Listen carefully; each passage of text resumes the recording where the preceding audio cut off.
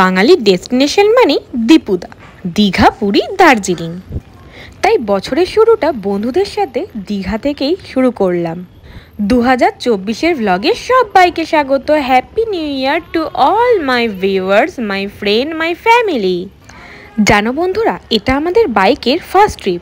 আর কথা না বাড়িয়ে তোমাদেরকে আমাদের বাইক ট্রিপটা দেখাবো। বাইকে কিভাবে যাবে, কোথা থেকে কোথায় যাবে, সব কিছু ডিটেলস তোমরা পেয়ে যাবে আমার এই ভিডিওতে।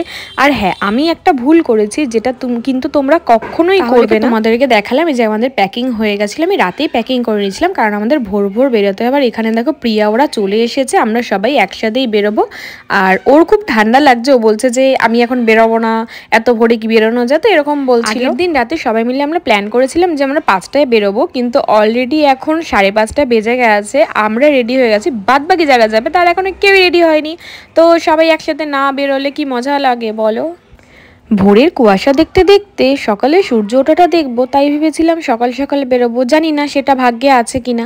তো এই যে এইখানে দেখো, আমি গেটে লক করে দিলাম, বেরোবো। বাইক রেডি হয়ে গেছে, তো আমরা এখন পঙ্কজদাদের বাড়িতে যাব। দেখো সকাল সকাল কিন্তু চন্দনদা এখানে চলে এসেছে আমাদেরকে বাই করার জন্য। ও আমাদের সাথে যাবে না, ওর কিছু প্রবলেম ছিল। তো এই যে চন্দনদা। তো দেখো এখানে আমার রাইডার রেডি হয়ে গেছে, আমাকে ডাকছে, আর আমিও চলে যাচ্ছি। তোমাদের সাথে দেখা হচ্ছে আবার রাস্তায়। তো এই যে বন্ধুরা, আমি যেই ভুলটা করেছিলাম, কারণ আমার বাইকের ফার্স্ট ট্রিপ, আমি জানি যারা যারা প্রথমে বাইক ট্রিপ করেছো তাদের এই প্রবলেমটা হয়, যেটা হচ্ছে আমি অনেক বেশি লাগেজ নিয়ে নিয়েছিলাম, ঠিক আছে।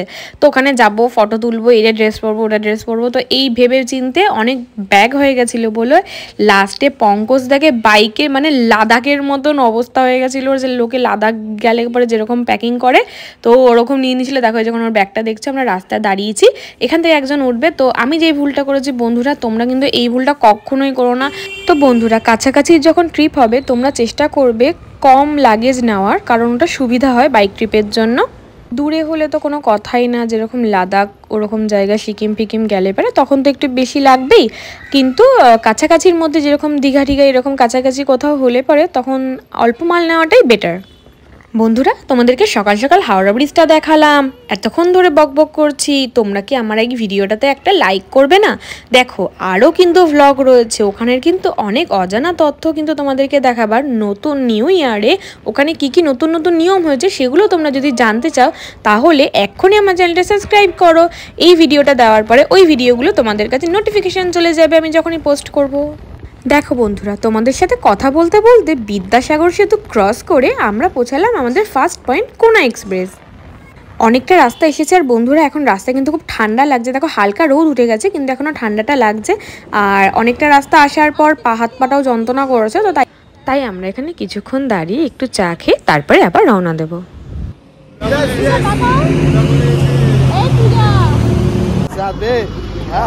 अलग कर दिए, हम नहीं रहेंगे ब्लॉग में।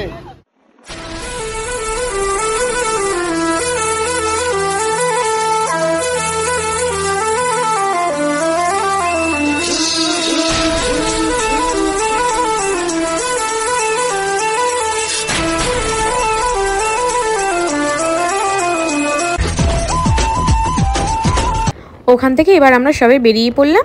এবার আমাদের সেকেন্ড পয়েন্ট হচ্ছে কোলাঘাট। কোলাঘাট তো তোমরা সবাই চেনো, সবাই জানো। আর ওখানে শেরে পাঞ্জাবের খাবার, শেরে পাঞ্জাব সবাই চেনো অবশ্যই। আর যারা যারা চেনো না তারা কিন্তু একবার কোলাঘাটে ঘুরে এসো, ভালো লাগবে। তো কিছুটা রাস্তা যাওয়ার পর আমরা এখানে একটা ধাবা দেখলাম, তো এই ধাবাতে আমরা এবার দাঁড়াবো, কিছু টিফিন করবো। এখন কোলাঘাটে দাঁড়িয়েছি, আমরা একটু ব্রেকফাস্ট করব, তারপরে আমরা আবার যাব। এত ঠান্ডা লাগছে বলে বলতে পারবো না, হাত পা পুরো বরফ হয়ে গেছে ঠান্ডায়। তো গাইস, আমরা সান্না করে চলে এসেছি, মানে আমি একা সান্না করে। আর আমার দাদা খুব পরিষ্কার, গ্লাভসগুলো খুব পরিষ্কার রেখেছে। জানি না ফোনে ভালো লাগছে কিনা, ও মাই গুডনেস, হেভি পরিষ্কার। পরিষ্কার গেছি, গভর্নমেন্ট জমে গেছে। আর কিছু পাচ্ছি না, ওরা বাজারে পূজা দাঁড়াও, ঠান্ডা লাগছে, পূজা ঠান্ডা লাগছে, কালো হয়ে গেছে।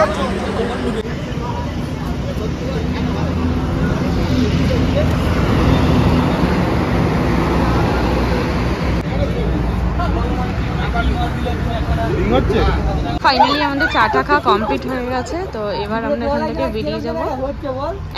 আমি এত কিছু পরে ঢেকে নিয়েছি, তারপর ওখানে আমার ঠান্ডা লাগছে, বুঝতে পারছি না, মনে হচ্ছে আরও কিছু কম্বল নিয়ে আসলে ভালো হতো। তো দেখো ওর মুখটা দেখো, মানে ওর ঠান্ডার জন্য বাইক চালাতে ইচ্ছাই করছে না, বলছে ঠিক আছে টাটা টাটা টাটা রেখে দাও। তো এই যে দেখো এখানে সবাই রেডি হচ্ছে। তো এবার আমরা রওনা দিলাম। আবার মাঝখানে আমরা আর একটা জায়গায় দাঁড়াবো, ওটা আমাদের থার্ড পয়েন্ট না, ওরা সবাই বলেছিল যে একদম দীঘায় গিয়ে আমরা দাঁড়াবো, ওটাই আমাদের third and last point. But কিছু আমরা টিফিন করিনি, কারণ যেখানে দোকানে দাঁড়িয়েছিলাম ওই দোকানটা কিছু আমরা ভালো খাবার পাইনি। আর দেখো আমরা একটা রাস্তা বেছে, যেটা হচ্ছে গ্রামের ভেতর থেকে যায়, এত সুন্দর লাগছে না। আর জানি না কেন আমার না শীতকালে গ্রাম খুব বেশি পছন্দ হয়, মানে ওখানে যে সূর্যের আলো টানা, যখন সবুজ সবুজ ঘাস গাছের উপর পড়ে, ও অসাধারণ লাগে। দেখো কি সুন্দর লাগছে, এত সুন্দর পরিবেশ, কার না ভালো লাগে। তো কোলাঘাট থেকে বেরিয়ে দীঘা যাওয়ার আগে পটাশপুর বলে একটা জায়গা আছে, তো যেখানে আমরা দাঁড়িয়েছিলাম ওখানে কিছু আমরা লাইট টিফিন করে তারপরে আবার ওখান থেকে বেরোলাম। এবার আমাদের থার্ড অ্যান্ড লাস্ট পয়েন্ট হচ্ছে একটাই, যেটা হচ্ছে দীঘা। আমরা ওল্ড দীঘায় থাকি না নিউ দীঘায় থাকি সেটাও তোমাদেরকে জানাবো। তো আলটিমেটলি দেখো আমরা দীঘায় পৌঁছে গেছি, আর এটা হচ্ছে ওল্ড দীঘার দিকে আমরা যাচ্ছি। আর গেটটা দেখো, ও দেখেই যেন মনে হলেই পৌঁছে গেছি। বাট এখনও ওরা বলছে এখনও অনেকটা রাস্তা যেতে হবে, এখনও প্রায় আধ ঘন্টা 40 মিনিট মতন আমাদেরকে যেতে হবে। দেখো এই ভিতরটা দিয়ে যাচ্ছি, ও পৌঁছে গেছি। এই যে সোজা রাস্তাটা এটা চলে যাচ্ছে, এটা বাদিকে, এটা হচ্ছে মোহনার দিকের রাস্তা। আর এখন আমরা চলে যাচ্ছি সোজাসুজি ওল্ড দীঘার দিকে। আর সোজা রাস্তাটা নিউ দীঘার ওল্ড দীঘা দুটোতেই পড়ে। আর এখানে দেখো স্বাগত সৈকত সুন্দরী। দেখো মোহনার থেকে এই যে ট্রাকগুলো বেরোচ্ছে, এই দিকে যে রাস্তাটা ওটা এই যে মোহনার রাস্তা। আর আমরা এখান থেকে চলে গেলাম আবার সোজাসুজি। আমাদেরকে একটা হোটেল খুঁজতে হবে ভালো দেখে। আর নতুন বছর পড়েছে, নতুন বছরের হোটেলের রেন্টগুলো কীরকম সেটাও তো দেখতে হবে, তোমাদেরকে জানাতেও হবে, তাই দেখতে থাকো, সঙ্গে থাকো। দেখো বন্ধুরা, ওই যে দেখো সমুদ্রটা দেখা যাচ্ছে, দেখো আমি জুম করে দেখাচ্ছি, দেখো দেখতে পেয়েছো কি বলো? যারা বাসে আসবে এই যে দেখো এখানে বাসগুলো এখানে নামায়, তারপরে তোমরা এখান থেকে টোটো পাবে। তোমরা যদি নিউ দীঘা বা ওল্ড দীঘা যেখানেই তোমরা হোটেল খুঁজবে, তোমরা এখানে অনেক টোটো পেয়ে যাবে এরকম। আর যারা বাইকে আসতো তাদের কোনো প্রবলেমই নেই, তারা বাইক নিয়ে সব জায়গায় যেতে পারবে। আর নতুন বছরের হোটেল রেন্ট আর আমরা কোথায় কোথায় ঘুরলাম সেটা দেখার জন্য তোমাদেরকে দেখতে হবে আমার দীঘা ব্লগের নেক্সট পার্টটা। টাটা।